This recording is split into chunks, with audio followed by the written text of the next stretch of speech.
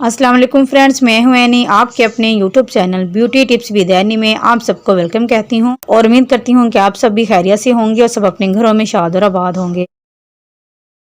Friends, आज मैं आपके साथ एक ऐसी रेमेडी शेयर करूंगी जो ड्राई और ऑयली स्किन दोनों यूज़ कर सकते हैं। सीज़न चेंज होने के साथ स्किन पर बहुत सी प्रॉब्लम भी हो जाती हैं। इसमें अगर किसी की स्किन पर एक्नी आ गए हैं या पिगमेंटेशन हो गई है और वो सोल्व होने का नाम नहीं ले रही, तो आज की रेमेडी को ट्राई करें। इंशाल्लाह इसको यूज़ करने से पिगमेंटेशन भी स्लोली रिमूव होना शुरू हो जाएगी और इसके साथ साथ आपकी स्किन ग्लो भी करेगी और आपकी स्किन बिल्कुल बेबी स्किन बन जाएगी।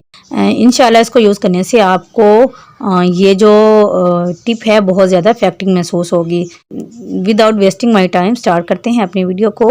अपनी वीडियो को स्टार्टिंग करने से पहले अगर आप इस चैनल पर अभी तक न्यू हैं और आपने इस वीडियो को लाइक नहीं किया तो थम्स अप, और अगर आप इस चैनल के साथ अभी तक कनेक्ट नहीं हुए तो हमारे साथ कनेक्ट रहने के लिए नीचे लाल सब्सक्राइब वाले बटन को प्रेस करें और साथ में लगे बेल आइकन को लाजमी प्रेस करें ताकि लेटेस्ट आने वाली ऐसी इन्फॉर्मेशन वाली वीडियोज़ हम आपके साथ शेयर करें। चलो आज चलते हैं, स्टार्ट करते हैं अपनी ज़बरदस्त सी वीडियो को। अपनी इस अमेजिंग सी वीडियो को बनाने के लिए सबसे पहले हमें 1 टेबलस्पून ग्राम फ्लोर बेसन चाहिए। इसके बाद एक हाफ टमाटर लेकर अच्छी तरह से उसको प्रेस कर लिया है और तकरीबन 1 टेबलस्पून हमने इसका जूस जो है वो इसमें ऐड कर देना है। टमाटर आपकी स्किन पर ग्लोइंग करता है और आपकी स्किन को पिंकिश करने में आपकी बहुत ज़्यादा हेल्प देता है। इसके बाद आपकी स्किन से डलनेस को रिमूव करने के लिए हम एवरीडे का जो है वो ड्राई मिल्क यूज़ करेंगे। ये तकरीबन 1 टेबलस्पून हमने इसमें ऐड करना है। दूध में ऐसी प्रॉपर्टीज़ पाई जाती हैं जो स्किन को नरमो मुलायम करने, स्किन से ब्लैकनेस को रिमूव करने और अगर आपकी स्किन ड्राई होगी है तो उसको स्मूथी करने में आपकी बहुत ज़्यादा हेल्प करता है। इसके बाद आपकी स्किन से जितनी भी मैल कुचैल होगी इनको रिमूव करने के लिए हाफ पंच हमने इसमें बेकिंग सोडा ऐड किया है। आपने स्किन पर बहुत ज़्यादा बेकिंग सोडा ऐड नहीं करना।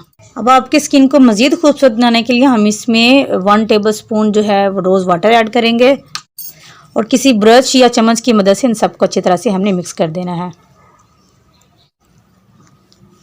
ये लें जी, इसको अच्छी तरह से हमने मिक्स कर दिया है और एक स्मूथिंग सा पेस्ट बनकर आपके पास आ गया है। अब इसको यूज़ करने के मेथड भी आपके साथ शेयर करती हूँ।